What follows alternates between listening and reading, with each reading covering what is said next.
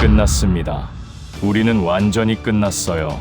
2025년 7월 캄보디아 총리실 30억 달러짜리 최신 중국 방공망이 8번의 폭발 앞에서 완전 무력화. 레이더엔 아무것도 안 잡혔습니다. 탐지 제로, 요격 제로, 그저 속수무책. 한국이라고 쥐새끼만한 나라가 감히 우릴? 중국 대사는 비웃으며 캄보디아 목을 조이기 시작했습니다. 공장 13개 즉시 폐쇄, 23,000명 거리로 굴복 아니면 파산 최후 통첩. 그런데 단 일주일 만에 상황이 완전히 뒤집혔습니다. 한국 연구원들이 3년간 영하 15도 설악산을 수백 번 오르며 만든 귀신 같은 무기 레이더가 절대 못 잡는 비밀. 그리고 서울 청와대의 파격 결단 중국 보복. 우리가 대신 받겠습니다. 이 한마디에 베이징이 멘붕에 빠졌습니다. 도대체 뭐길래? 한국이 무슨 기술을 숨기고 있었길래 중국이 손을 뗐을까요? 지금 바로 그 전말을 공개합니다. 영상 시작 전에 꼭 구독과 좋아요로 응원해주시고 대한민국 최고라고 댓글도 남겨주세요. 그럼 시작하겠습니다. 쾅! 지하 3층 벙커 천장에서 먼지가 쏟아졌습니다. 아니, 아직 아닙니다. 이건 제가 30분 뒤에 겪을 일이에요. 지금은 새벽 6시, 푸놈펜 총리실 국가위기대응센터. 20개의 모니터가 뿜는 초록빛 속에서 저는 커피잔을 든 채로 굳어 있었습니다. 화면 한가운데 점 4개. 태국 공군 F-16 편대였어요. 심장이 목구멍까지 치솟았습니다. 저는 상황 분석관 찬 소반나. 이 나라를 숫자로 지켜온 사람입니다. 탐지거리 120km, 요격 확률 90%, 긴장도 레벨 3. 제 보고서 한 장이 국경의 병사를 살리기도 하고 외교 문구 한 줄이 전쟁을 막기도 했죠. 그래서 석 달 전 중국이 준 HQ9 방공체계는 제게 안도였습니다. 30억 달러짜리 최신형. 드디어 우리도 하늘을 막을 수 있다고 당당하게 말할 수 있다고 믿었거든요. 분석관님, 항적 넷. 거리 100km 유지 중입니다. 레이더 운용관의 목소리가 떨렸어요. 100km. HQ9의 유효 사거리가 딱 100. 경계선이었죠. 옆에 앉은 중국 고문단 책임자 왕젠밍이 여유롭게 말했습니다. 사거리밖이에요. 저들도 우리 시스템 성능을 아는 겁니다. 상황실 공기가 풀렸어요. 다들 긴장을 놓았죠. 그런데 저는 이상했습니다. 1분이 지나도 2분이 지나도 점 4개가 움직이지 않았거든요. 마치 공중에 박힌 것처럼. 정찰이라면 선회해야 정상 아닌가요? 왜 저기 멈춰 있는 거죠? 손에 땀이 배기 시작했습니다. 저는 조용히 보고서 창을 열고 타이핑했어요. 가정 정지는 대기가 아닌 다른 방식의 공격 준비. 손가락이 떨렸지만 문장은 분명했습니다. 왕젠밍이 제 화면을 힐끗 보더니 피식 웃었어요. 너무 걱정 마세요. 레이더가 깨끗하지 않습니까? 맞아요. 화면은 깨끗했습니다. 탐지 범위 안에 아무것도 없었죠. 그게 더 무서웠어요. 보이는 것만 믿는 순간 방패는 무너진다. 제 속으로 그 문장을 되뇌는 순간이었습니다. 쾅! 벙커 전체가 흔들렸어요. 천장에서 먼지가 폭포처럼 쏟아지고 스피커가 찢어지듯 울렸습니다. 운용관이 비명처럼 외쳤죠. 폭발! 국경 인근 폭발 발생! 저는 반사적으로 레이더를 확인했습니다. 화면은 여전히 깨끗했어요. 항적도 접근도 아무것도 없었습니다. 쾅! 쾅! 쾅! 30초 간격. 연쇄 폭발. 왕젠밍의 얼굴이 하얗게 질렸습니다. 그 순간 저는 깨달았어요. 우리가 믿었던 30억 달러짜리 방패는 처음부터 없었던 겁니다. 8번. 정확히 8번의 폭발이었습니다. 30초 간격으로 마치 수술하듯 정밀하게. 국경 인근 범죄 단지의 특정 건물들만 골라서 뚫었어요. 드론 영상이 상황실 메인 스크린에 떴을 때 저는 숨이 멎는 줄 알았습니다. 건물 외벽에 뚫린 구멍. 직경 50cm. 완벽한 원형. 칼로 찍어낸 것처럼 깔끔했어요. 폭격이 아니었습니다. 이건 저격이었죠. 레이더 기록 다시 확인. 제가 소리쳤지만 답은 뻔했어요. 운용관이 떨리는 목소리로 보고했습니다. 탐지 기록 제로. 요격 시도 제로. 화면은 끝까지 깨끗했습니다. 30억 달러가 증발하는 소리였어요. 왕젠밍이 황급히 베이징에 전화를 걸었습니다. 중국어가 빠르게 오가는 동안 저는 태국 측 뉴스를 검색했죠. 그리고 속보 하나가 눈에 들어왔습니다. 태국군 국경작전의 신형 정밀 유도무기 운용 추정. 손가락이 그 문장 위에서 멈췄어요. 신형, 정밀 유도. 레이더에 안 잡히는 무기라는 뜻이었습니다. 아침 9시 긴급 강요회의가 소집됐습니다. 국방장관, 외교장관, 경제부총리까지. 회의실 공기는 칼날처럼 날카로웠어요. 총리 훈 마넷이 들어오자 모두가 숨을 죽였습니다. 왕젠밍이 먼저 말문을 열었어요. 장비는 정상입니다. 다만 운용상의 미숙함이요? 제 목소리가 생각보다 크게 나왔습니다. 회의실 시선이 일제히 저에게 쏠렸죠. 저는 자료를 테이블에 펼쳤어요. 탐지 범위는 120km, 항적은 100km 밖. 장비는 설계대로 작동했습니다. 문제는 우리가 막을 수 없는 방식으로 들어왔다는 겁니다. 왕젠밍의 얼굴이 굳었어요. 그건 비약입니다. 레이더 정비 기록을 다시. 기록은 완벽합니다. 제가 끊어 말했죠. 문제는 기록이 아니라 우리가 전제한 공격 방식 자체가 틀렸다는 겁니다. 정적이 흘렀습니다. 국방장관이 낮게 물었어요. 그럼 소반나 분석관 생각엔 뭡니까? 장거리 활강 무기일 가능성이 큽니다.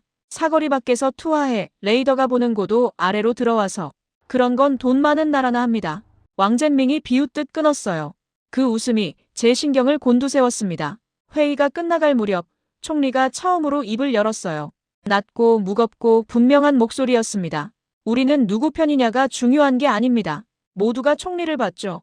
누가 끝까지 책임지느냐를 봐야 합니다. 그 한마디가 회의실을 얼렸어요. 왕젠밍의 표정이 미묘하게 변했습니다. 복도로 나왔을 때 제 휴대폰이 진동했어요. 동생 린다라였습니다. 언니, 공장 원자재가 또 늦대. 국경이 좀 이상해. 28살 동생은 의류공장 관리자였어요. 국경 물류가 막히면 제일 먼저 타격받는 사람. 저는 답장을 못했습니다. 뭐라고 써야 할지 몰랐거든요. 총리실 문틈 사이로 훈 마넷의 목소리가 새어나왔습니다. 책임. 그게 동맹의 기준이야. 저는 그 문장을 가슴에 새겼습니다. 그리고 깨달았죠. 오늘부터 제 싸움이 시작됐다는 걸. 그날 밤 저는 사무실에 남았습니다. 형광등 불빛 아래 지난 6개월치 보고서를 펼쳤어요. HQ9 탐지 범위, 요격 가능 고도, 운용 매뉴얼, 중국 고문단의 점검 기록. 문서는 완벽했습니다. 너무 완벽해서 오히려 의심스러울 정도였죠. 완벽한 문서는 사람을 안심시킵니다.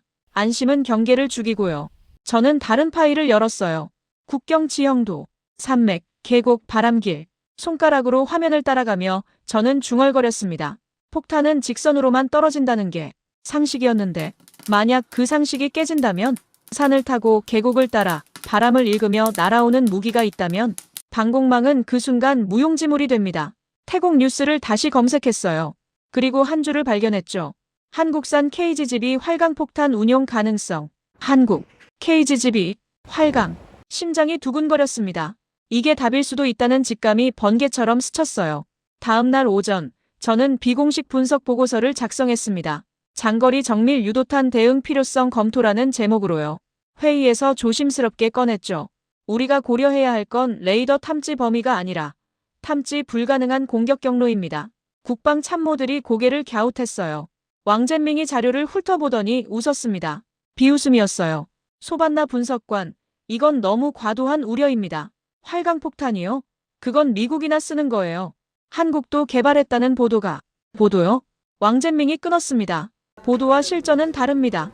게다가 그런 무기는 위성 데이터, 정밀 지형 정보, 고도 알고리즘이 다 필요해요. 태국이 그걸 운용할 수준이라고 보십니까? 다른 참모들이 고개를 끄덕였어요. 왕젠밍의 논리는 설득력 있어 보였습니다. 그런데 저는 이상했어요. 그의 말투가 너무 자신만만했거든요. 마치 절대 그럴 리 없다가 아니라 그러면 안 된다처럼 들렸습니다. 회의가 끝나고 저는 조용히 지형 데이터를 더 파고들었습니다. 국경 근처 범죄단지 좌표, 산맥 능선 각도, 계절풍 방향. 하나하나 레이어를 겹쳐보는 순간 섬뜩한 깨달음이 왔어요. 8개 목표물. 모두 산 그림자 안쪽에 있었습니다. 레이더 사각지대였죠. 이건 우연이 아니야. 중얼거리는 순간 문이 열렸습니다. 왕젠밍이었어요. 아직도 일하십니까? 그가 다가와 제 화면을 봤습니다. 표정이 굳었죠. 소반나 분석관 충고하나 하죠. 너무 깊이 파지 마십시오. 우리 시스템은 검증됐어요. 문제는 운용입니다. 운용. 그는 운용이라는 단어를 2번 반복했어요. 강조가 아니었습니다. 경고였죠. 문이 닫히고 저는 화면을 응시했습니다. 위기는 모두가 같은 확신에 갇혔을 때 시작된다. 제 손이 마우스로 향했어요. 공식 라인으로는 답을 못 찾겠다는 확신이 들었습니다. 그렇다면 비공식 루트를 찾아야 했죠. 저는 조용히 검색창에 타이핑했습니다. 싱가포르 방산 컨설턴트. 싱가포르 방산 컨설턴트 명단을 찾는 데는 하루가 걸렸습니다.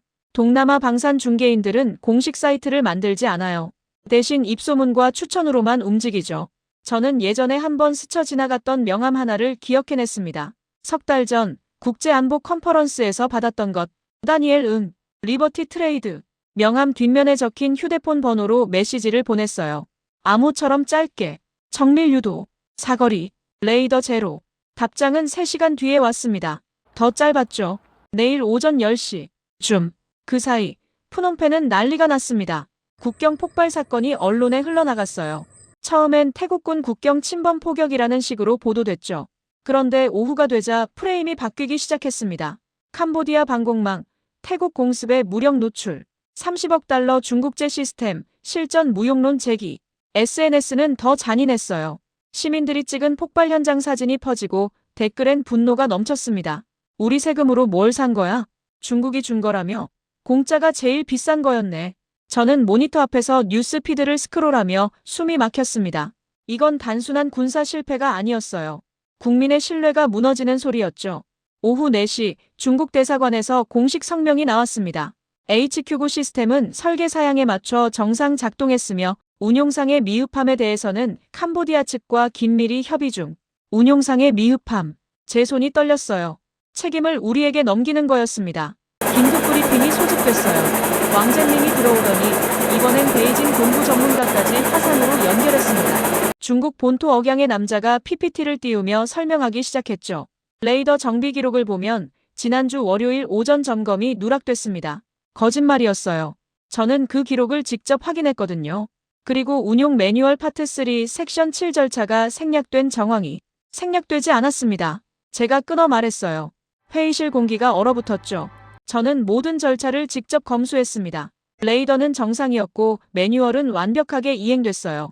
문제는 시스템이 탐지할 수 없는 방식으로 공격이 들어왔다는 겁니다. 화상 속 남자의 표정이 굳었습니다. 왕젠밍이 급히 끼어들었어요. 소반나 분석관, 지금은 원인 규명 단계입니다. 성급한 결론은 성급한 게 아닙니다. 저는 자료를 테이블에 던졌어요. 국제뉴스 캡처 화면들이었습니다. 로이터, BBC, 알자지라. 모두 같은 얘기를 하고 있어요. 태국이 사용한 건 한국산 KGB 활강폭탄이라고요. 사거리 밖에서 투하해서 레이더 탐지고도 아래로 접근하는 무기라고요. 정적이 흘렀습니다. 그게 사실이라면 국방 참모 한 명이 조심스럽게 말했죠. 우리 방공망은 애초에 막을 수 없었던 겁니까? 왕젠밍이 벌떡 일어났어요.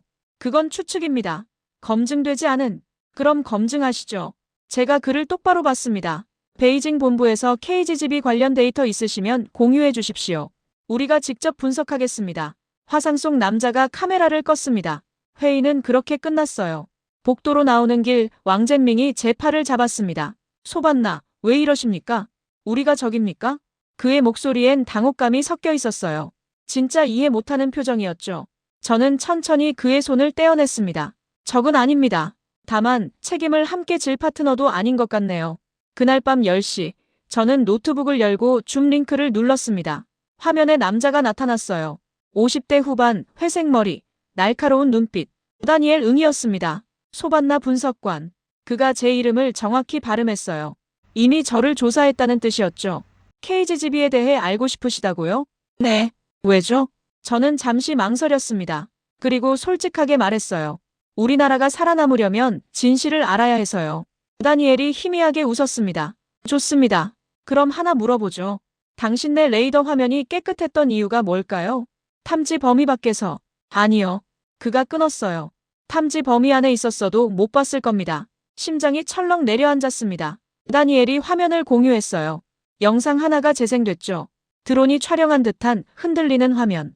무언가가 하늘에서 떨어지는데 떨어지는 게 아니었습니다. 날고 있었어요. 산맥을 만나자 미세하게 방향을 틀었습니다. 계곡을 타고 내려가더니 능선 아래로 파고들었죠. 마지막 순간 건물 외벽을 정확히 관통했습니다. 이건 GPS만이 아닙니다. 다니엘이 말했어요. 지형을 읽어요. 바람을 계산하고 장애물을 피하고 스스로 경로를 수정합니다. 레이더가 하늘을 보는 동안 이 폭탄은 땅을 읽으며 들어오는 겁니다. 저는 말문이 막혔습니다. 게임의 룰이 바뀌었어요. 소반나. 다니엘의 목소리가 낮게 깔렸습니다. 이제 하늘을 막는 시대는 끝났습니다. 다니엘과의 통화를 끄는 건 새벽 1시였습니다. 화면 속 활강폭탄이 산맥을 타고 내려가는 영상이 머릿속에서 지워지지 않았어요. 저는 그 영상을 캡처해서 암호화 폴더에 저장했습니다. 그리고 잠들지 못한 채 창밖을 봤죠. 푸놈펜 시내에 불이 켜지기 시작했습니다. 새벽 6시, 출근 시간. 제 휴대폰이 울렸어요. 총리실 비서실장이었습니다. 소반나, 9시 긴급 국가안보회의. 대통령급 화상 포함. 준비하세요. 전화를 끊고 저는 샤워도 안 하고 옷만 갈아입었습니다. 손이 떨렸어요.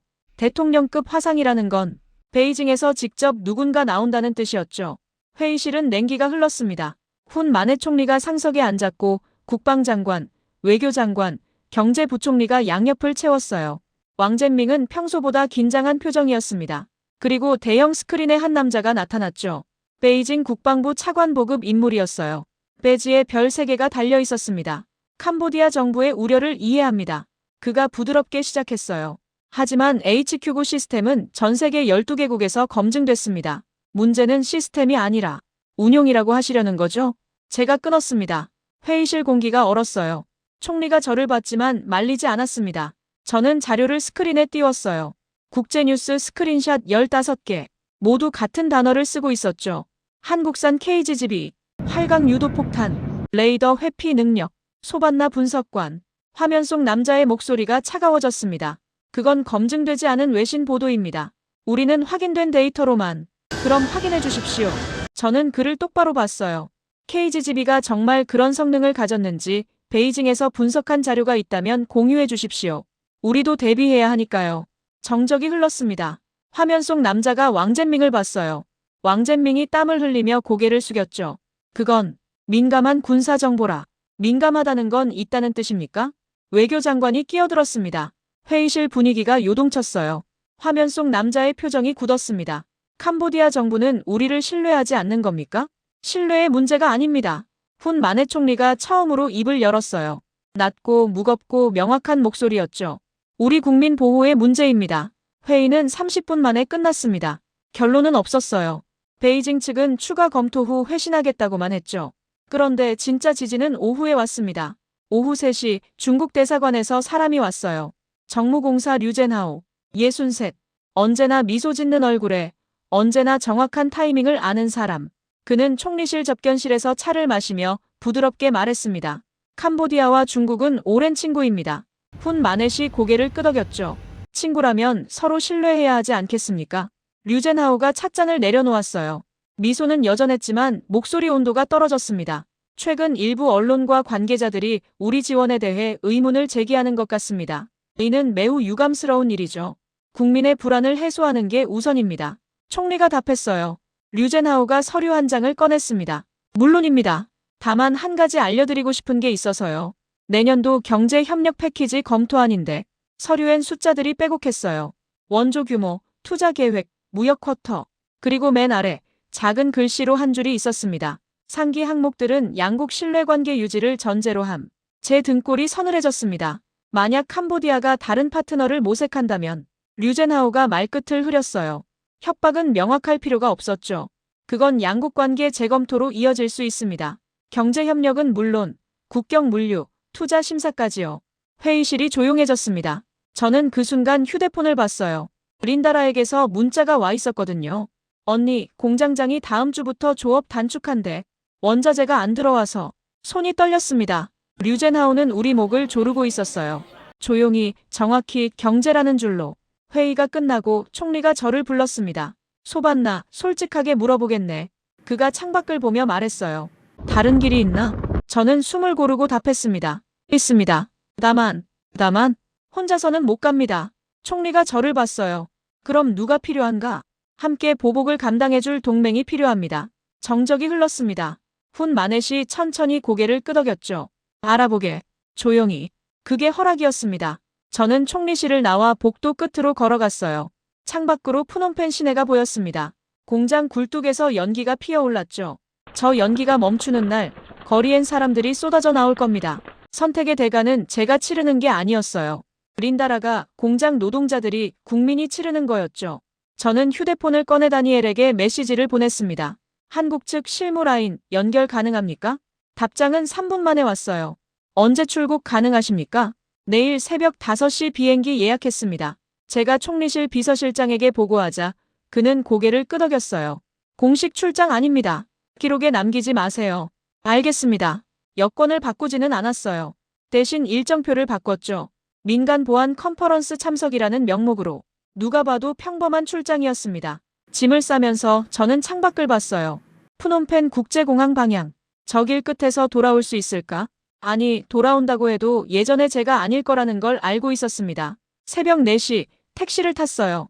기사는 졸린 듯 말이 없었죠. 공항 가는 길은 한산했습니다. 가로등 불빛이 차창을 스치고 지나갔어요.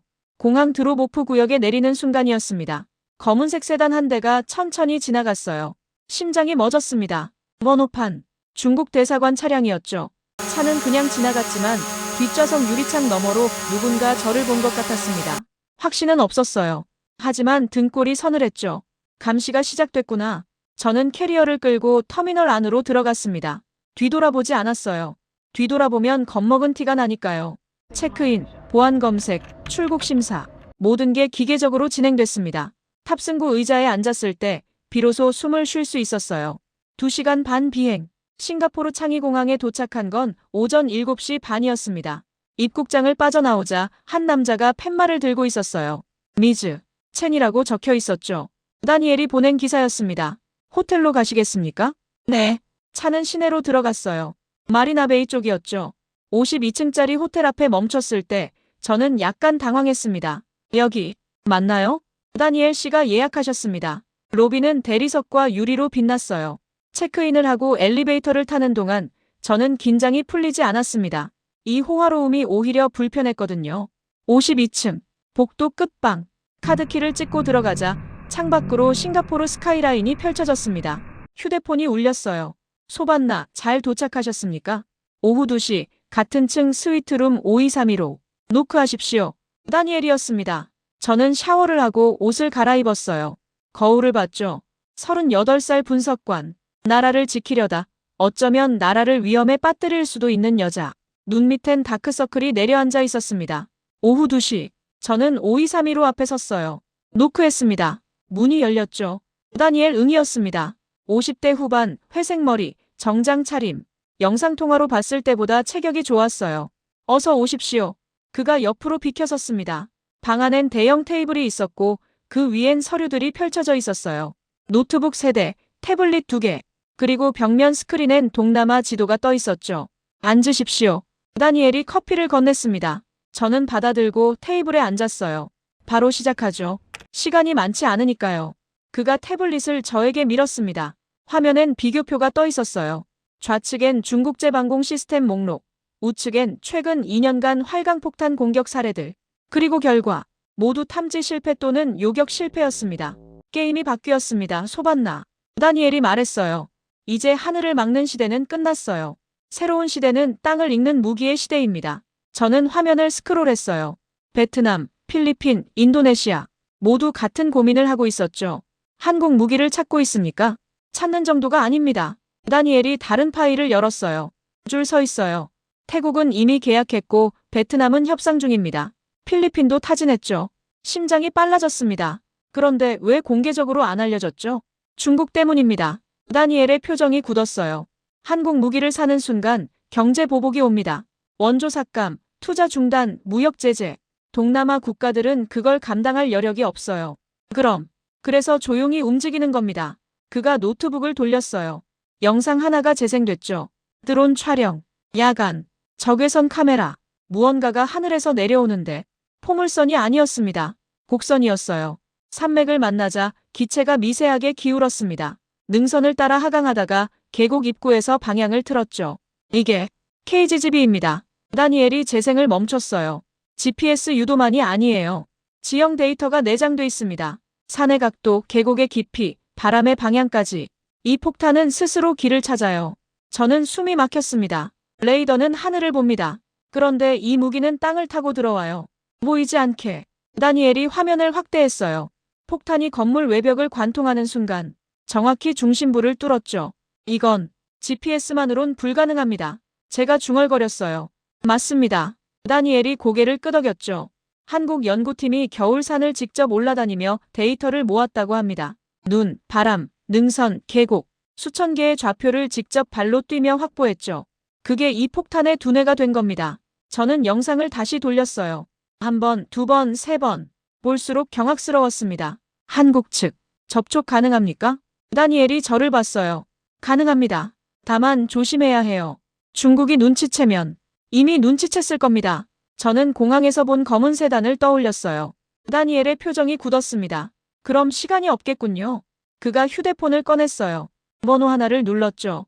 여보세요. 저 다니엘입니다. 캄보디아 측 실무자, 지금 제 앞에 있어요. 서울 미팅 가능합니까? 통화는 3분 만에 끝났어요. 다니엘이 저를 봤습니다. 모레 오전 10시, 서울 용산, 한국 측 실무 책임자가 만나겠답니다. 제 손이 떨렸어요. 이름은 정태윤, 방산기업 한빛시스템즈 정밀 유도무기 책임연구원입니다. 저는 고개를 끄덕였습니다. 돌아갈 수 없는 문을 넘는 순간이었죠. 인천공항에서 서울까지는 1시간이 걸렸습니다. 택시 창밖으로 고속도로가 스쳐 지나갔어요. 깔끔한 도로, 정확한 표지판, 빈틈없이 흐르는 차량들. 푸놈펜과는 다른 느낌이었죠. 이 나라는 시스템으로 움직이는구나 직감했습니다. 용산, 비공개 면담실은 한 오피스텔 15층에 있었어요. 간판도 없었죠. 다니엘이 미리 준 주소만 믿고 찾아갔습니다. 엘리베이터에서 내리자 복도 끝에 한 남자가 서 있었어요. 찬 소반나 분석관이십니까? 40대 중반쯤 돼 보이는 남자였습니다. 키는 보통, 안경 너머 눈빛은 날카로웠어요. 정장이 아니라 점퍼 차림이었죠. 네, 맞습니다. 정태윤입니다. 들어오시죠. 악수는 짧았어요. 그의 손은 거칠었습니다. 연구실보다 현장에 더 많이 있었던 사람의 손이었죠. 방 안은 생각보다 소박했어요. 테이블 하나, 의자 4개, 화이트보드 하나. 벽엔 아무것도 걸려있지 않았습니다. 창문은 블라인드로 가려져 있었죠. 커피 드릴까요? 괜찮습니다. 저는 가방에서 자료를 꺼냈어요. 그런데 정태윤이 손을 들어 멈추게 했습니다. 자료는 나중에 보겠습니다. 먼저 묻고 싶은 게 있어서요. 그가 저를 똑바로 봤어요. 왜 지금 우리입니까? 목소리엔 경계가 섞여 있었어요. 호기심이 아니라 확인이었죠. 저는 숨을 고르고 답했습니다. 레이더가 비었습니다. 8번의 폭발이 있었지만 우리 화면엔 아무것도 없었어요. 30억 달러짜리 시스템이 무용지물이 됐죠. 정태윤이 고개를 끄덕였어요. 그리고 책임은 우리에게 돌아왔습니다. 운용 미숙이라고요. 동맹이 아니라 책임 전가였어요. 그래서 한국을 찾으셨군요. 네. 정태윤이 의자를 당겨 앉았습니다. 표정이 조금 풀렸어요. 솔직히 말씀드리죠, 소반나 분석관. 우리는 판매보다 운용과 책임이 더 어렵습니다. 무슨 뜻이죠? 무기를 파는 건 쉬워요. 계약서 쓰고 돈 받고 납품하면 끝이니까요. 그가 팔짱을 꼈어요. 하지만 우리는 그렇게 안 합니다. 교육해야 하고 정비 지원해야 하고 업그레이드도 책임져야 해요. 그게 10년, 20년 갑니다. 저는 고개를 끄덕였습니다. 게다가 정치적 파장도 있어요. 캄보디아가 한국 무기를 사는 순간 중국이 가만히 있을까요? 그의 목소리가 낮아졌어요. 경제 보복이 올 겁니다. 원조 삭감, 투자 중단. 캄보디아 국민이 그걸 견딜 수 있습니까? 저는 대답하지 못했어요. 린다라의 메시지가 떠올랐거든요. 공장이 멈췄어. 정적이 흘렀습니다. 정태윤이 일어나 화이트보드로 갔어요. 마커를 들더니 간단한 도식을 그렸습니다. KGB는 단순 폭탄이 아닙니다. 산 하나를 그렸어요. 그리고 곡선 하나를 그었죠. 활강합니다. 날개가 펼쳐지면서 비행거리가 늘어나요. 사거리 밖에서 투하해도 목표에 도달합니다. 또 다른 선을 그었어요. 산 능선을 따라 구불구불하게. 지형을 읽습니다. GPS만으론 안 돼요. 산의 각도, 계곡의 깊이, 바람의 방향까지 계산해야 하거든요. 그가 저를 봤어요. 우리 연구팀이 3년간 겨울 산을 다녔습니다. 눈 덮인 능선을 올라가며 좌표를 하나하나 찍었어요. 영하 15도에서 장비 들고 등산하는 게 연구였죠. 저는 숨이 멎었습니다. 왜요? 위성 지도만으론 부족하니까요. 실제 지형은 계절마다, 날씨마다 달라져요. 그 미세한 차이를 데이터로 만들어야 폭탄이 길을 찾습니다. 정태윤이 마커를 내려놓았어요. 그게 KGB의 두뇌예요. 사람이 직접 걸으며 만든 지도가 폭탄 안에 들어가는 겁니다. 저는 그 집요함에 압도당했어요. 이건 단순 기술이 아니네요. 맞습니다. 정태윤이 고개를 끄덕였죠. 이건 국민을 지키려는 의지예요. 저는 가방을 열었습니다. 그리고 준비한 말을 꺼냈어요. 정책임 연구원님, 하나 고백하고 싶은 게 있습니다. 그가 저를 봤어요. 작년 캄보디아 국경 인근 범죄 단지에서 한국인 피해 사건이 있었습니다. 정태윤의 눈빛이 변했습니다. 납치, 감금, 사기. 한국 정부가 협조 요청했죠. 그런데 우리는 제대로 돕지 못했어요. 제 목소리가 떨렸어요. 중국 눈치를 봤습니다. 그 범죄 조직 뒤에 중국 자본이 있었거든요. 우리는 외면했어요. 동맹이 아니라 이익을 택했죠. 정태윤이 아무 말도 하지 않았어요. 저는 고개를 숙였습니다. 죄송합니다. 뒤늦은 사과지만 먼저 말씀드리고 싶었습니다. 방 안이 조용했어요. 얼마나 지났을까요? 정태윤이 천천히 입을 열었습니다. 고맙습니다. 저는 고개를 들었어요. 사과해 주셔서요. 솔직히 그 사건 기억합니다. 현장 담당자들이 많이 힘들어했죠. 그가 의자를 당겨 앉았어요. 하지만 소반나 분석관, 과거보다 중요한 건 지금입니다. 지금 당신이 무얼 하려는지가 중요해요. 저는 똑바로 그를 봤습니다. 우리나라를 지키고 싶습니다. 더 이상 책임을 떠넘기는 동맹이 아니라 함께 책임지는 동맹을 만들고 싶어요. 정태윤이 잠시 생각에 잠겼어요. 쉽지 않을 겁니다. 정치적 부담도 크고 중국 반발도 거세겠죠. 알고 있습니다. 그럼에도 제 목소리는 확고했어요. 정태윤이 희미하게 웃었습니다. 처음 보는 표이었죠. 정부 라인과 상의해보겠습니다. 약속은 못 드려요. 다만 그가 일어섰어요. 가능성은 있습니다. 악수를 청했어요. 이번엔 더 길었습니다. 복도로 나오는 길 정태윤이 말했어요. 소반나 분석관 한 가지만 기억하세요. 네. 강한 나라는 약속을 쉽게 하지 않습니다. 대신 한 번 한 약속은 지키죠. 엘리베이터 문이 닫혔어요. 저는 내려가는 동안 그 문장을 되뇌었습니다. 그리고 알았어요. 이제 시작이라는 걸. 사흘 뒤 정태윤에게서 연락이 왔습니다. 내일 오전 10시. 같은 장소. 준비된 자료 있으니 보러 오십시오. 저는 그날 밤 잠을 못 잤어요. 푸놈펜에서 훈 마네 총리가 보낸 메시지도 있었죠. 진전 있습니까? 짧지만 무거운 질문이었습니다. 다음 날 용산 면담실. 정태윤은 이미 와 있었어요. 테이블 위엔 노트북이 열려 있었고 벽면 스크린엔 지도가 떠 있었습니다. 캄보디아 태국 국경 지형도였어요. 앉으십시오. 정태윤이 리모컨을 들었어요. 화면이 확대되며 산맥 하나가 클로즈업 됐죠. 등고선이 빼곡했습니다. KGB의 핵심은 여기 있습니다. 그가 산 능선 하나를 가리켰어요. 활강, 지형 회피, 데이터 기반 유도. 세 단어를 또박또박 말했죠. 첫째, 활강입니다. 폭탄이 투하되면 날개가 펼쳐져요. 그럼 낙하가 아니라 비행이 됩니다. 사거리가 3배 이상 늘어나죠. 화면에 시뮬레이션이 재생됐어요. 폭탄이 떨어지는 게 아니라 미끄러지듯 날아갔습니다. 둘째, 지형 회피. GPS만으론 안 돼요. 산이 앞을 막으면 부딪히니까요. 그래서 지형 데이터가 필요합니다. 정태윤이 다른 화면을 띄웠어요. 3차원 지형 모델이었죠. 산맥이 입체로 떠올랐습니다. 능선 각도, 계곡 깊이, 바람 방향. 이 모든 게 폭탄 안에 들어가요. 그래야 산을 만났을 때 피할 수 있으니까요. 저는 숨을 죽이고 봤어요. 셋째, 데이터 기반 유도. 이게 핵심입니다. 정태윤이 사진 하나를 띄웠어요. 눈 덮인 산이었습니다. 능선 위에 사람 셋이 서 있었어요. 배낭을 메고 장비를 들고 카메라를 거치한 모습. 뒤로는 하얀 설원이 끝없이 펼쳐져 있었죠. 이게 우리 연구팀입니다. 정태윤의 목소리가 조용해졌어요. 3년간 겨울산을 다녔어요. 강원도, 태백, 설악. 눈이 쌓인 능선을 올라가며 좌표를 찍었죠. GPS만으론 오차가 10m 이상 나니까요. 저는 화면 속 사람들을 봤어요. 장비가 무거워 보였습니다. 영하 15도에서 하루 10시간씩 걸었어요. 능선 하나 지나면 계곡 데이터, 계곡 넘으면 바람길 데이터. 한겨울에 30km 걸으며 미세 지형을 기록했습니다. 왜 그렇게까지 하셨습니까? 제가 물었어요. 정태윤이 저를 봤습니다. 위성 지도만 믿으면 안 되니까요. 지도는 지난 계절 사진이에요. 실제 산은 눈이 쌓이면 달라지고 바람이 불면 또 달라져요. 그가 다른 사진을 띄웠어요. 같은 산인데 계절이 달랐습니다. 봄과 겨울이 이렇게 다릅니다. 능선 각도가 5도 차이 나고 바람 방향도 반대예요. 이 차이를 모르면 폭탄이 빗나가죠. 저는 경악했어요. 그럼 모든 계절 데이터를 네, 다 모았습니다. 정태윤이 고개를 끄덕였어요. 봄, 여름, 가을, 겨울. 사계절 다 올라갔죠. 같은 산을 4번씩. 저는 말문이 막혔습니다. 그게 폭탄의 두뇌가 됩니다. 사람이 직접 걸으며 만든 지도가 칩 안에 들어가는 거예요. 그래야 폭탄이 스스로 길을 찾습니다. 화면에 다시 시뮬레이션이 재생됐어요. 폭탄이 산맥 앞에서 미세하게 기울었습니다. 능선을 따라 하강하다가 계곡 입구에서 방향을 틀었죠. 그리고 정확히 목표를 관통했습니다. 이해가 됩니까? 정태윤이 물었어요. 저는 고개를 끄덕였습니다. 그리고 한 문장으로 정리했죠. 레이더는 하늘을 봅니다. 그런데 이 무기는 레이더가 못 보는 길로 날아오는 거군요.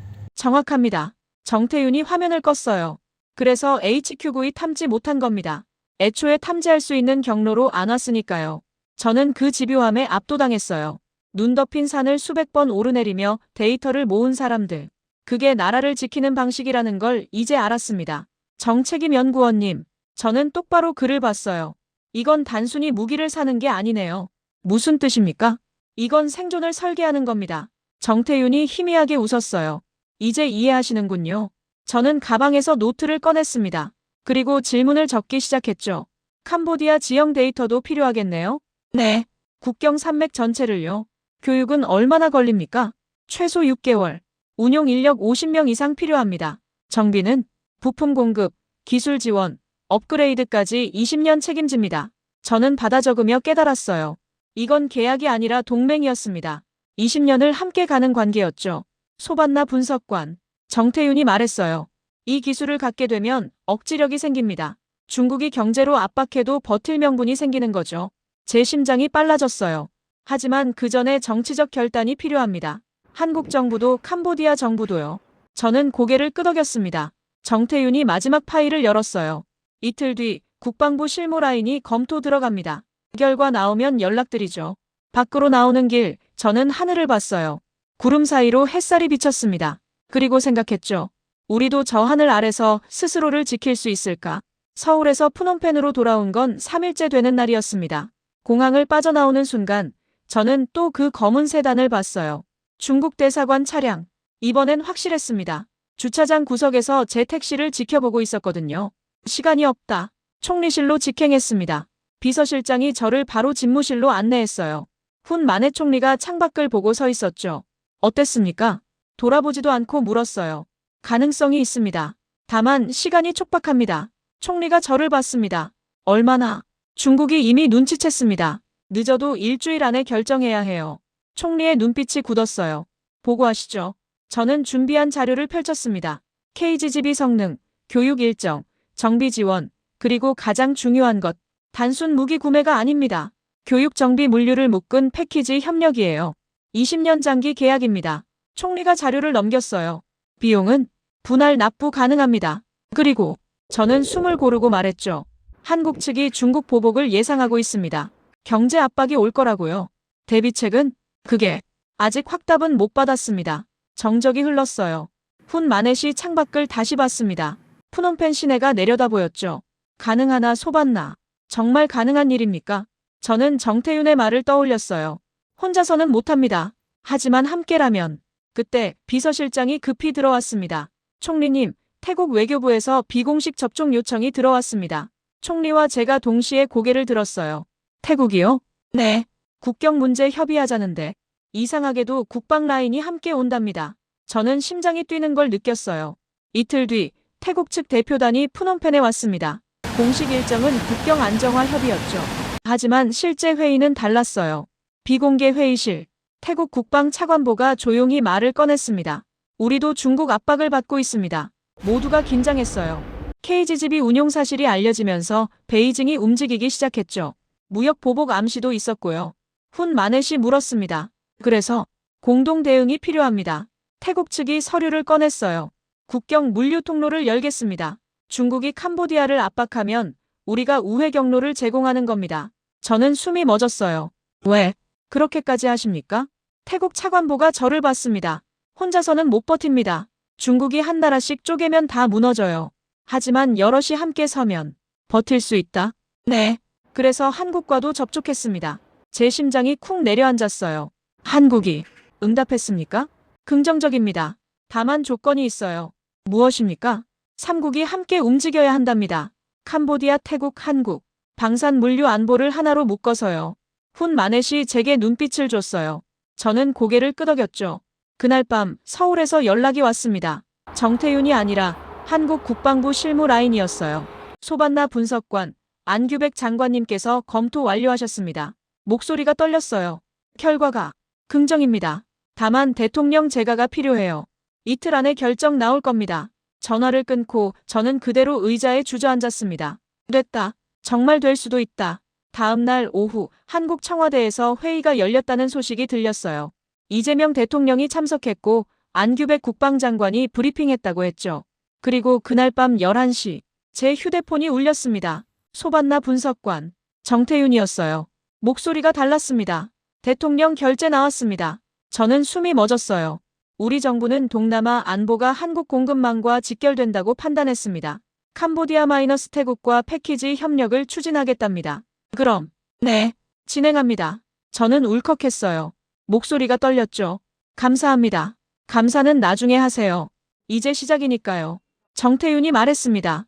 일주일 뒤 서울에서 삼국 실무회담 열립니다. 비공개로요. 준비하십시오.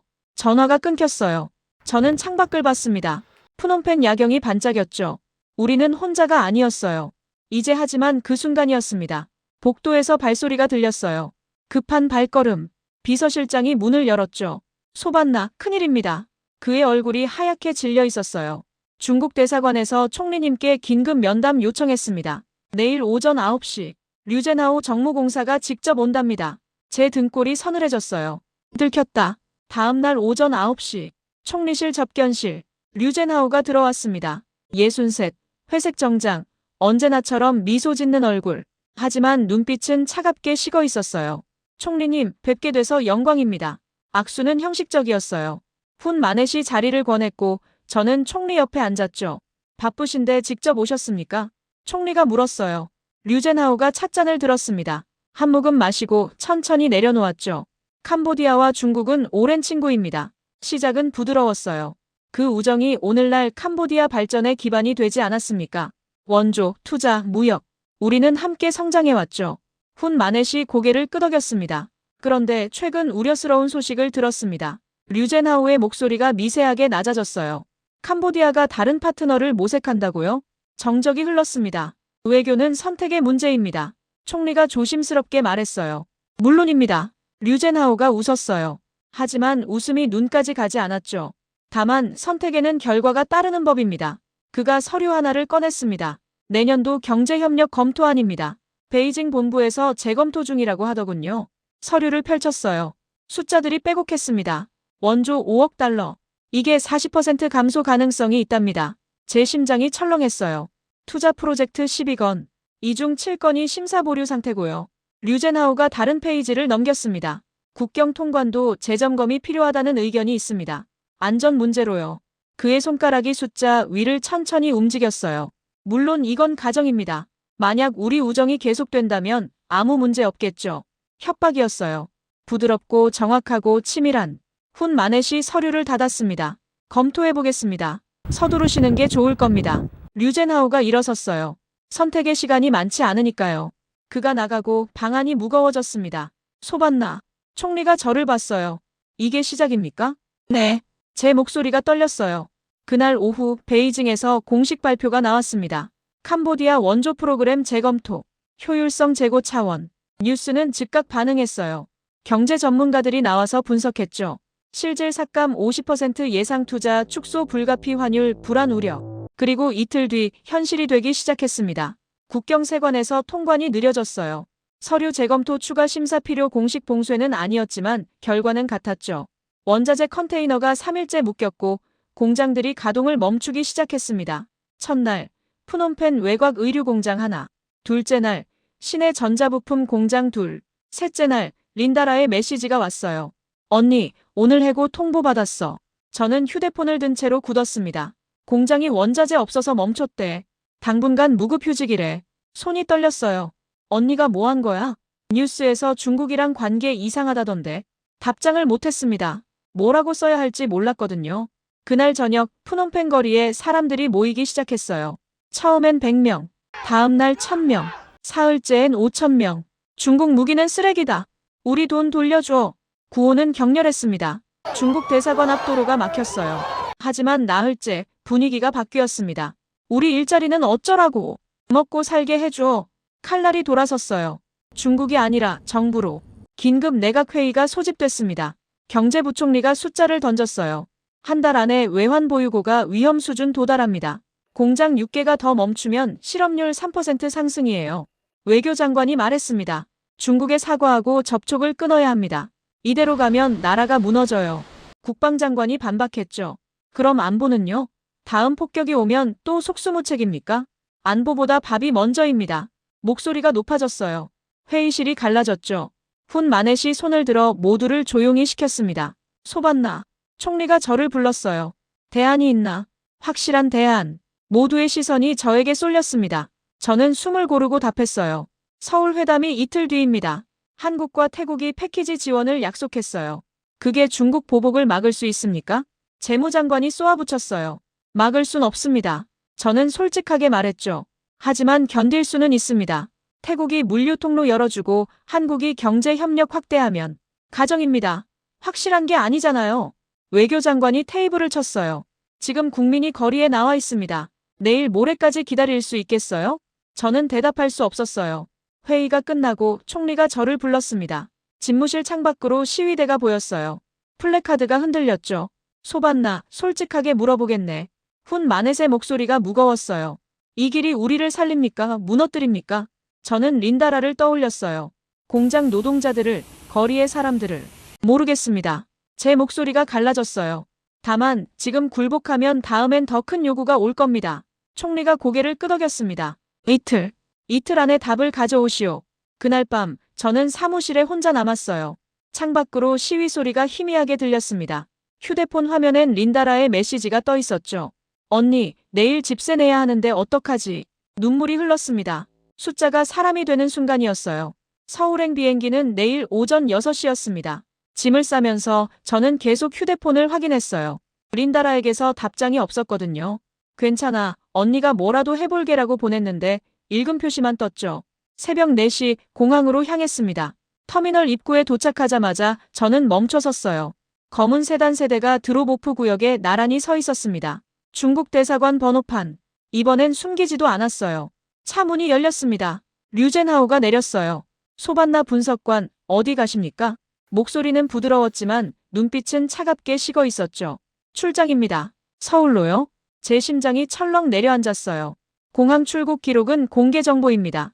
궁금할 필요도 없었죠. 류젠하오가 미소 지었어요. 대화 좀 합시다. 10분이면 됩니다. 거절할 수 없었어요.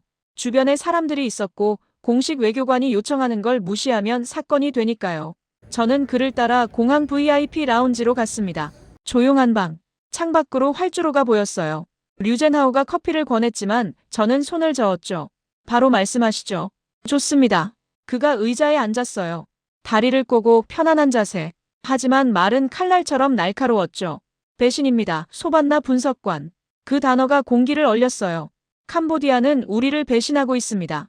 무상으로 제공한 시스템을 의심하고 뒤에서 다른 나라와 접촉하고. 이게 친구가 할 일입니까? 저는 참았던 말을 꺼냈어요. 배신은 우리를 지키지 못한 무기입니다. 류젠하오의 미소가 사라졌어요. HQ9은 8번의 폭발을 막지 못했습니다. 탐지도 못했고 요격도 못했죠. 그런데 책임은 우리에게 돌렸어요. 그게 동맹입니까? 시스템은 정상이었습니다. 그럼 운용이 문제라는 거죠? 우리가 무능하다는 겁니까? 목소리가 떨렸어요. 참았던 분노가 터져나왔죠. 류젠하오가 테이블을 손가락으로 두드렸습니다. 감정적이시군요. 하지만 현실은 냉정합니다. 소반나. 그가 휴대폰을 꺼냈어요. 화면을 제게 보여줬죠. 뉴스 기사였습니다. 캄보디아 공장 가동 중단 확산. 실업자 2만 명 돌파. 이게 보이십니까? 류젠하오의 목소리가 낮아졌어요. 이건 시작입니다. 다음 주엔 공장 10개가 더 멈춥니다. 한 달 뒤엔 5만 명이 일자리를 잃어요. 환율은 폭락하고 물가는 치솟겠죠. 화면을 스크롤했어요. 다른 기사가 떴습니다. 중국, 캄보디아 투자 프로젝트 전면 재검토. 우리가 원해서 이러는 게 아닙니다. 그가 말했어요. 하지만 베이징 본부는 배신을 용납하지 않습니다. 선택은 간단해요. 우리와 함께 가든지 혼자 무너지든지. 저는 떨리는 손으로 가방을 움켜쥐었어요. 생각할 시간 드리죠. 오늘 밤 12시까지. 류젠하오가 일어섰습니다. 그때까지 답 안 들으면 내일부터 원조 삭감이 공식화됩니다. 경제협력 전면 중단이고요. 문이 닫혔어요. 저는 그대로 의자에 주저앉았습니다. 비행기를 놓쳤어요. 탑승 시간이 지났거든요. 다음 편은 오후였죠. 공항 카페에 앉아 저는 다니엘에게 전화했습니다. 소반나, 무슨 일입니까? 중국이 본격적으로 압박해요. 다른 나라들은 어떻습니까? 같이 버틸 수 있나요? 정적이 흘렀어요. 솔직히 말씀드리죠. 다들 겁먹었습니다. 다니엘의 목소리가 무거웠어요. 베트남은 협상 중단했어요. 필리핀도 조용해졌고요. 태국도 공개적으론 조심스러워하고 있습니다. 한국은요? 아직 검토 중입니다. 확답은 못 받았어요. 전화를 끊고 저는 화면을 멍하니 봤어요. 모두가 물러서고 있었습니다. 오후 비행기도 취소했어요. 어차피 서울 가봤자 답이 없을 것 같았거든요. 집으로 돌아왔습니다. 린다라가 거실에 앉아 있었어요.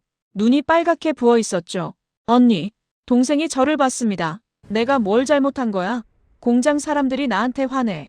언니가 중국이랑 싸워서 이렇게 됐다고. 가슴이 찢어지는 것 같았어요. 미안해. 미안하다고 밥이 나와? 린다라의 목소리가 떨렸어요. 나 다음 달 집세 못 내. 저축한 거 다 떨어졌어. 저는 아무 말도 못했습니다. 동생이 방으로 들어갔어요. 문이 쾅 닫혔죠. 저는 린다라 방문 앞에 섰다가 천천히 물러섰습니다. 거실 벽에 걸린 가족 사진을 봤어요. 10년 전 아버지가 살아계실 때 찍은 것. 우리 가족 넷이 웃고 있었죠. 내 선택이 가족을 무너뜨렸나. 눈물이 흘렀습니다. 그날 밤 10시 총리실에서 전화가 왔어요. 비서실장이었습니다. 소반나, 내일 오전 긴급회의 있습니다. 참석하십시오. 무슨 회의입니까? 침묵이 흘렀어요. 책임 소재 논의입니다. 심장이 멎었어요. 제 책임이요? 여러 의견이 있습니다. 일단 참석해서 해명하시죠. 전화가 끊겼습니다. 저는 휴대폰을 든 채로 멍하니 서 있었어요. 총리실 내부에서 저를 자르려는 움직임이 시작된 거였습니다. 창밖으로 푸놈펜 야경이 보였어요. 불빛들이 반짝였죠. 저 빛들이 하나씩 꺼지고 있었습니다. 그리고 저도 함께. 새벽 2시 총리실 국가위기대응센터. 비어있는 사무실에 저 혼자였습니다. 모니터 20개가 여전히 초록빛을 뿜고 있었지만 아무도 지켜보지 않았어요. 책상 위엔 보고서 초안이 펼쳐져 있었습니다. KGGB 도입 타당성 검토. 제목만 써놓고 멈췄죠. 손가락이 키보드 위에서 떨렸어요. 내가 뭘 하려던 거지. 나라를 지키려 했습니다. 맞아요. 하지만 지금 일어난 일들을 보면 린다라의 해고, 공장 폐쇄, 거리의 시위대. 제 선택이 국민을 무너뜨리고 있었죠. 보고서를 지우고 새로 타이핑했어요. 국민이 무너지면 국가도 무너진다. 처음으로 숫자가 아니라 문장을 썼습니다. 창밖에서 멀리 시위 소리가 들렸어요. 먹고 살게 해달라. 점점 작아지는 목소리였지만 귀를 찢었죠. 휴대폰을 집어들었습니다. 린다라 이름 위에 손가락이 머물렀어요. 전화를 걸어야 할까? 뭐라고 말해야 하지? 미안해는 이미 했고 곧 나아질 거야는 거짓말이고. 결국 전화를 안 걸었어요. 말 한마디가 변명처럼 들릴까봐. 책상 서랍을 열었습니다. 총리가 회의에서 했던 말이 적힌 메모가 나왔어요. 제 필체였죠. 책임. 그게 동맹의 기준이다. 저는 그 문장을 한참 봤습니다. 책임. 지금까지 저는 책임을 숫자로 생각했어요. 정확한 분석, 완벽한 보고서, 빈틈없는 계산. 그게 책임이라고 믿었죠. 그런데 틀렸습니다. 책임은 결과가 좋을 때 자랑하는 게 아니었어요. 결과가 나쁠 때, 그것도 최악일 때 짊어지는 게 진짜 책임이었죠. 저는 새 파일을 열었습니다. 제목을 바꿨어요. KGGB 도입 타당성에서 국가 생존 패키지 설계안으로. 무기만 사는 게 아니었습니다. 교육이 필요했고, 정비 지원이 필요했고, 물류 협력이 필요했고, 외교적 연대가 필요했어요. 한국과 태국, 그리고 우리 세 나라가 함께 보복을 감당하는 구조. 타이핑하는 동안 눈물이 흘렀습니다. 키보드가 젖었어요. 닫고 다시 쓰고 또 닫고 마지막 줄을 썼습니다. 제가 책임지겠습니다. 단 나라가 굴복하지 않게 해주십시오. 파일을 저장했어요. 내일 아침 회의에서 제출할 최후 보고서였죠. 의자에 기대 천장을 봤습니다. 형광등이 희미하게 깜빡였어요. 언제 꺼질지 모르는 불빛처럼. 영웅의 성장은 기술이 아니라 책임의 방식을 바꾸는 데서 시작된다. 어디서 들었던 말이었는지 기억나지 않았어요. 하지만 지금 뼈저리게 이해했습니다. 저는 더 이상 완벽한 분석관이 아니었어요. 실패했고 국민을 힘들게 했고 가족에게 고통을 줬죠. 하지만 그럼에도 포기할 수는 없었습니다. 새벽 3시 휴대폰이 진동했어요. 한국 번호였습니다. 심장이 쿵 뛰었죠. 메시지 하나. 결정이 났습니다. 발신자 정태윤. 손이 떨려서 휴대폰을 떨어뜨릴 뻔했어요. 주워서 다시 봤죠. 대통령 제가 완료. 보복은 함께 감당하겠습니다. 내일 오후 3시 서울 국방부 3국 실무회담 진행합니다. 눈물이 쏟아졌습니다. 소리내서 울었어요. 텅 빈 사무실에서 혼자. 울다가 웃었습니다. 그리고 다시 울었죠. 답장을 보냈어요. 손가락이 떨려서 오타를 여러 번 고쳤습니다. 감사합니다. 반드시 가겠습니다. 전송. 창밖이 조금씩 밝아지기 시작했어요. 푸놈펜의 새벽이었습니다. 저는 보고서를 출력했어요. 15장. 제 38년 인생에서 가장 중요한 문서였죠. 그리고 일어섰습니다. 9시 회의까지 6시간. 샤워하고 옷 갈아입고 총리님께 마지막으로 보고해야 했어요. 제가 책임지겠다고. 나라가 굴복하지 않는다면. 복도를 걸어 나오는 길. 동쪽 하늘이 붉게 물들기 시작했습니다. 해가 뜨고 있었어요. 저도 다시 일어서야 했죠. 해가 떴습니다. 붉은 아침이었어요. 9시 긴급회의. 총리실 회의실엔 냉기가 흘렀습니다. 경제부총리, 외교장관, 국방장관, 그리고 훈 마네 총리.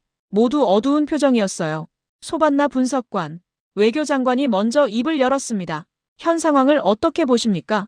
공장 13개 폐쇄, 실업자 2만 3천 명. 이게 당신 선택의 결과 아닙니까? 저는 숨을 고르고 답했어요. 맞습니다. 제 판단이 이 사태를 촉발했습니다. 그럼 책임지십시오. 중국에 사과하고 한국 접촉 중단을 발표하세요. 경제부총리가 서류를 던졌어요. 오늘 안에 결정 안 나면 환율이 폭락합니다. 저는 가방에서 보고서를 꺼냈습니다. 총리님, 훈 마넷을 봤어요. 마지막 보고 올리겠습니다. 보고서를 펼쳤죠. 15장. 국가생존 패키지 설계안입니다. 회의실이 조용해졌어요. 단순 무기 구매가 아닙니다. 교육, 정비, 물류, 외교를 하나로 묶은 장기 협력안이에요. 한국이 방산과 기술을 담당하고 태국이 물류 완충을 제공하고 우리는 뭡니까? 외교장관이 비웃듯 물었어요. 우리는 보복을 견딥니다. 제 목소리가 떨렸지만 분명했어요. 혼자서는 못합니다. 하지만 세 나라가 함께 서면 가능합니다. 가능하다는 게 확실합니까? 한국이 정말 우릴 도와줍니까? 경제부총리가 따졌어요. 저는 휴대폰을 꺼냈습니다. 정태윤의 메시지를 보여줬죠.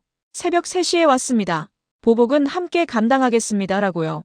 회의실이 술렁였어요. 오늘 오후 3시 서울 국방부에서 3국 실무회담이 열립니다. 한국 국방장관 안규백, 태국 국방 차관보, 그리고 우리 대표, 총리가 처음으로 입을 열었습니다. 확인됐습니까? 네. 저는 다른 메시지를 띄웠어요. 태국 측이었죠. 태국 국방 차관보도 참석 확정했습니다. 국경 물류 통로 개방 논의하겠답니다. 정적이 흘렀어요. 훈 마넷이 보고서를 넘겼습니다. 1장, 2장. 표정이 굳어 있었죠. 소반나. 총리가 저를 봤어요. 우리가 감당할 수 있나? 정말로. 혼자면 못합니다. 제가 답했어요. 하지만 함께면 가능합니다. 태국은 중국 물류 통제 효과를 낮춰주고 한국은 경제 협력을 확대해 줄 겁니다. 우리는 그 시간을 버티면서 억지력을 만드는 거죠. 외교장관이 손을 내저었어요. 도박입니다. 실패하면 나라가 무너져요. 지금 굴복해도 무너집니다. 제 목소리가 커졌어요. 중국은 앞으로도 계속 압박할 겁니다. 이번엔 방공, 다음엔 항만, 그 다음엔 무역. 우리가 영원히 숨죽이며 살 수는 없어요. 회의실이 조용해졌습니다. 훈 마넷이 창밖을 봤어요. 푸놈펜 시내가 내려다 보였죠. 가능성은 얼마입니까? 총리의 질문이었어요. 저는 솔직하게 답했습니다. 50%. 낮군요. 네. 하지만 굴복하면 제로입니다. 총리가 저를 똑바로 봤어요. 오랜 침묵이 흘렀습니다. 그리고 총리가 입을 열었죠. 가자. 그 한 단어. 회의실 공기가 바뀌었어요. 소반나. 오늘 오후 서울 가시오. 우리 입장 전달하고 세부 협상 진행하십시오. 총리님, 국방장관 동행하시오. 경제부총리, 물류 대안 준비하십시오. 훈 마넷의 목소리는 단호했어요. 외교장관, 태국 측과 긴급 한라인 여십시오. 명령이 떨어졌습니다. 회의가 끝나고 총리가 저를 불렀어요. 소반나. 네. 이기고 오시오. 우리 국민을 위해. 고개를 숙였습니다. 최선을 다하겠습니다. 오후 1시 인천행 비행기에 올랐습니다. 국방장관과 실무팀 5명, 저를 포함해 7명이었어요. 이륙하는 순간 창밖으로 푸놈펜이 작아졌습니다. 저 아래 어딘가에 린다라가 있었죠. 공장 노동자들이 시위대가 제 나라가 기내에서 휴대폰을 켰어요. 비행기 모드 해제되기 직전 메시지 하나가 왔습니다. 린다라였어요. 언니 뉴스 봤어. 서울 간다며. 잘하고 와. 짧았지만 따뜻했어요. 눈물이 났습니다. 고마워. 꼭 잘하고 올게. 답장을 보내고 창밖을 봤어요. 구름 위로 햇살이 쏟아졌습니다. 3시간 뒤 인천공항에 도착했어요. 입국장을 나오자 정태윤이 서 있었습니다. 어서 오십시오. 악수했어요. 이번엔 힘이 있었죠. 차 준비했습니다. 바로 국방부로 가시죠. 용산으로 향하는 차 안. 정태윤이 말했어요. 태국 측 이미 도착했습니다.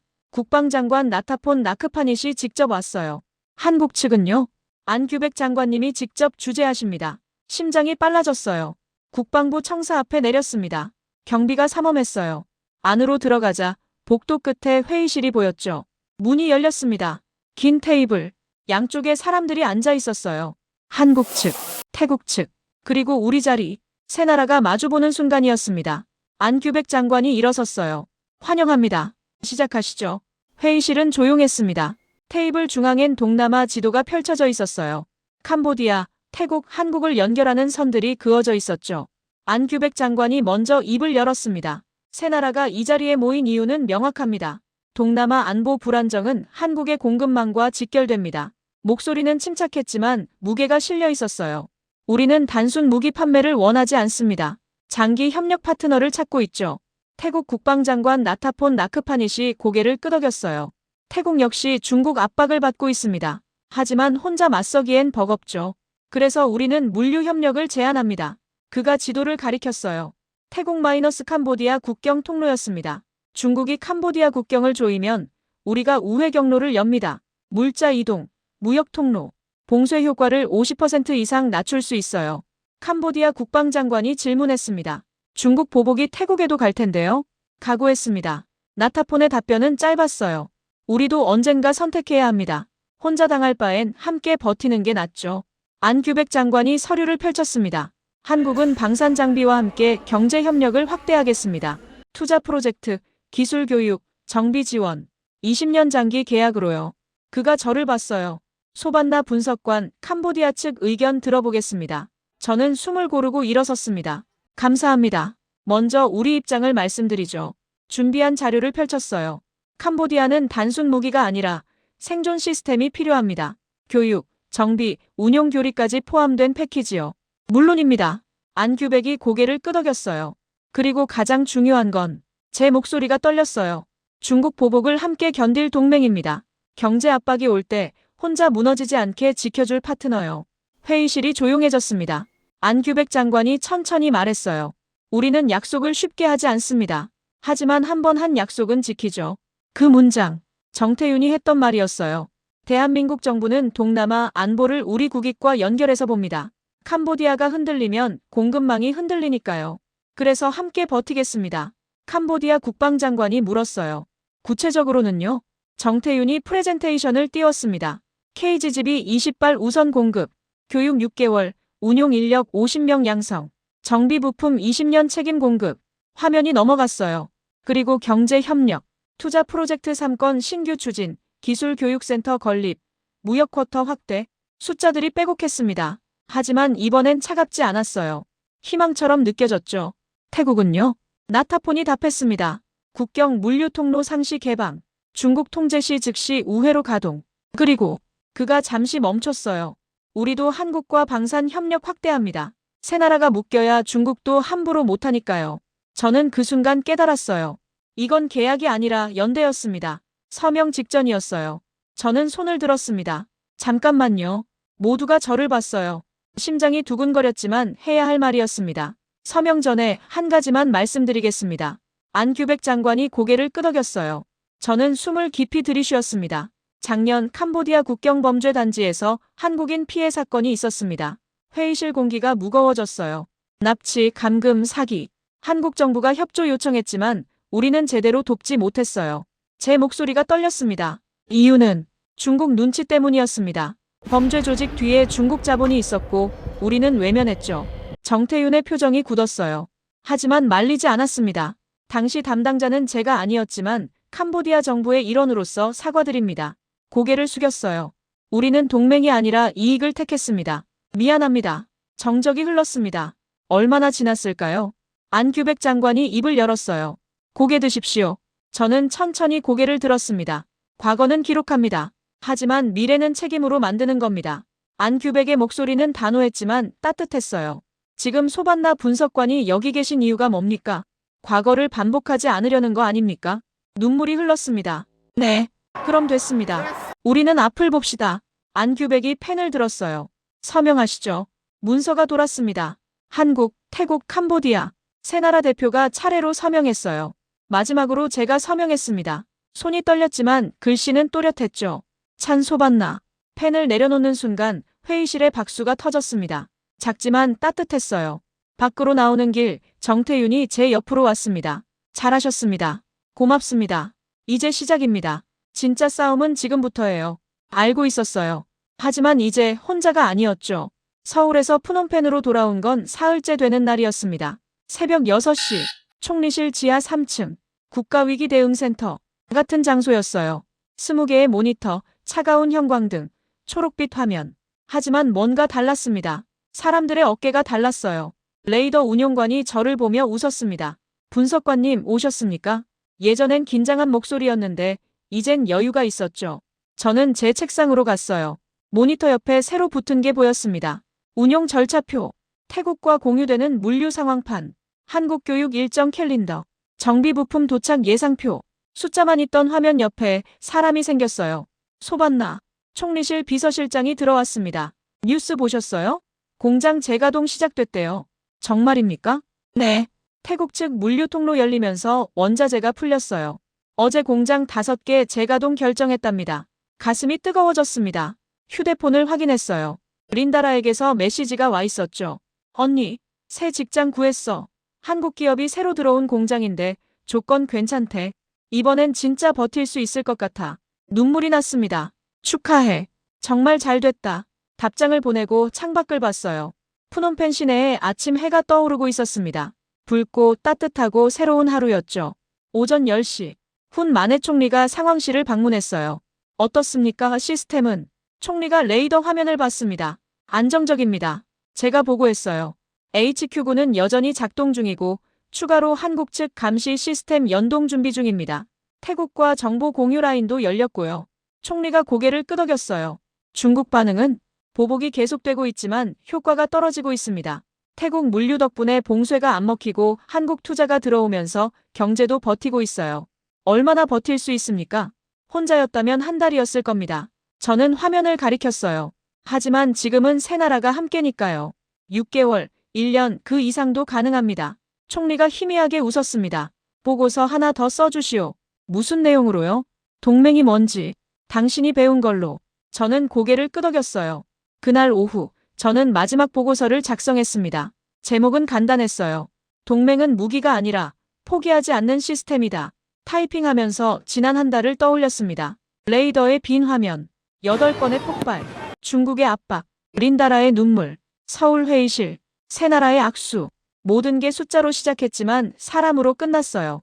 보고서 마지막 줄을 썼습니다. 진짜 강함은 한 번의 승리가 아니라 다시 흔들리지 않는 구조입니다. 우리는 그 구조를 만들었습니다. 이제 우리는 혼자가 아닙니다. 파일을 저장하고 총리실에 전송했어요. 30분 뒤 회신이 왔습니다. 잘 읽었습니다. 다음 과제들이죠. 한국 마이너스 태국과 공동훈련 계획 수립하시오. 마이너스 훈 마넷. 저는 웃었습니다. 끝이 아니라 시작이었어요. 새 파일을 열었습니다. 3국 공동방공 훈련 계획안. 다음 위기를 대비하는 문서였죠. 그때 레이더 운용관이 말했습니다. 분석관님, 한국 측에서 데이터 연동 테스트 요청 들어왔어요. 진행하시죠. 화면에 새로운 창이 떴습니다. 한국 감시 시스템과 연결되는 화면. 태국 측 정보도 같이 떴어요. 세 나라의 데이터가 하나의 화면에서 흘렀습니다.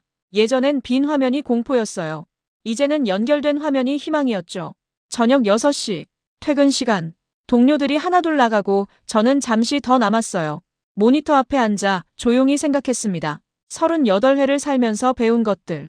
숫자는 나라를 설명하지만 사람이 나라를 지킨다는 것.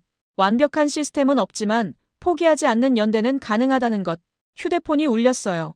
정태윤이었습니다. 소반나 분석관, 다음 달 서울에서 교육 시작합니다.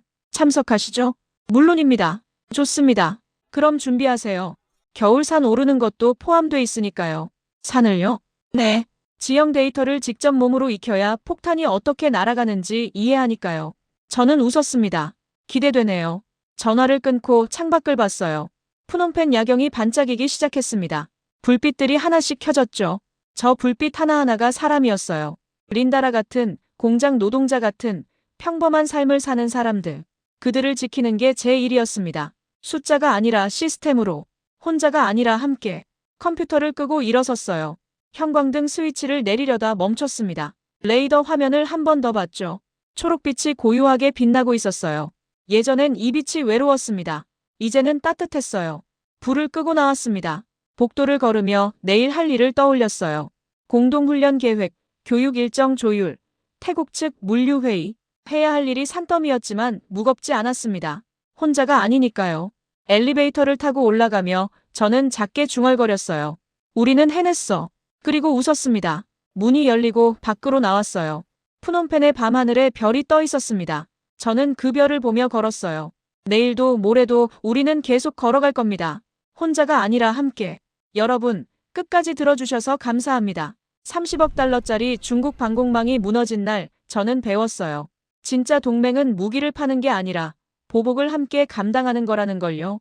한국은 겨울산을 수년간 오르며 만든 기술을 나눠줬고 태국은 국경을 열어줬습니다. 세 나라가 손잡는 순간 우리는 혼자가 아니게 됐죠. 강한 나라는 협박이 아니라 책임으로 동맹을 만듭니다. 긴 시간 함께 해주셔서 진심으로 감사드립니다. 오늘 이야기가 의미 있으셨다면 구독과 좋아요로 응원 부탁드립니다. 그리고 댓글로 여러분의 생각도 들려주세요. 여러분의 관심과 응원이 더 좋은 이야기를 만드는데 힘이 됩니다. 감동사회 TV였습니다. 감사합니다.